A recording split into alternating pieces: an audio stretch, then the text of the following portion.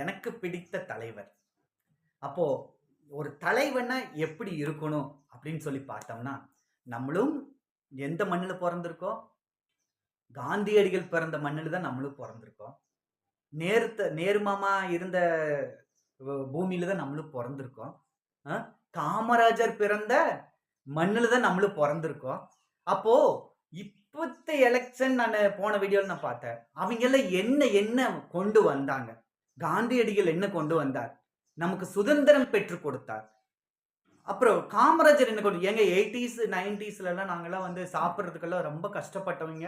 என்ன தெரியுங்களா கொண்டு வந்தாங்க? உணவு திட்டம். சத்து உணவு திட்டம். அந்த மத்தியான உணவு எங்களுக்கு அந்த அந்த ஸ்கூல்ல எங்களுக்கு குடுத்தது தாங்க.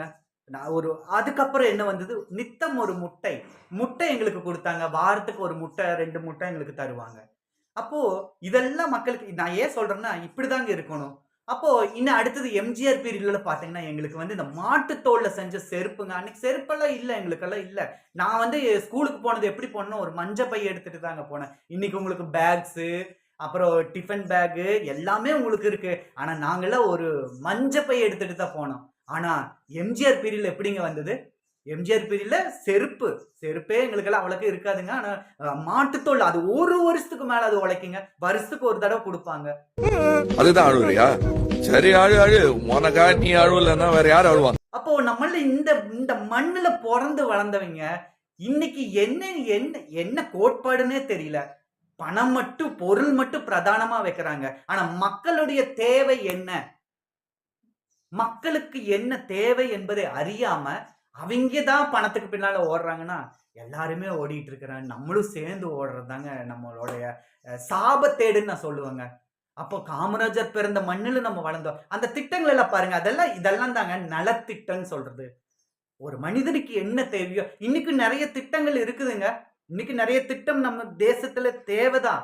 ஆனா யார் அத குறிச்சு பேசாம தேவையில்லாமல் நான் இத தரேன், அத தரேன் மக்களை வந்து ஆசைப்படுத்தி, மிக ஆசைப்படுத்தி மக்களையும் சேர்ந்து சீரழிக்கிறாங்க.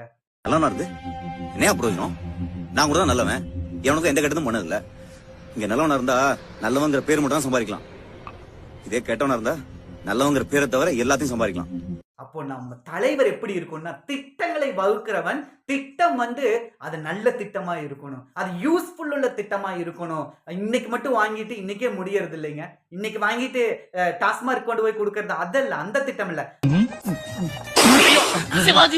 சிவாஜி வருடம் முழுவதும் இன்னைக்கும் சத்துணவு திட்டம் இருக்குன்னா, அன்னைக்கு அந்த முற்போக்குவாதிகள் அதாவது வந்து அந்த நல்ல மனிதர்கள் போட்ட அந்த சட்டம் தாங்க இன்னைக்கும் நம்ம வந்து அது நல்ல திட்டமா இருக்கு.